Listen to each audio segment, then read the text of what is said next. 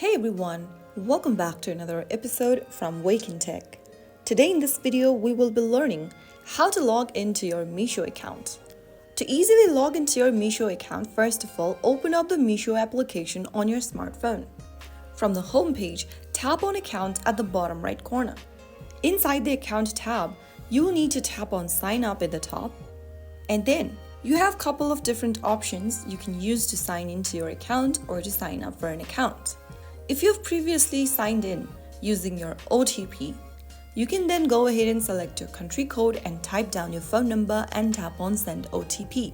Soon after you do that, you'll receive a one-time password on the chosen number. Via SMS, simply enter the number and you will be signed into your account.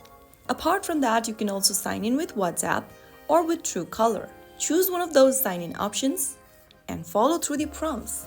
And right after you do that, you will be able to successfully log into Meesho. If you found the video helpful, don't forget to like, share, and subscribe the channel for more easy tutorials like this.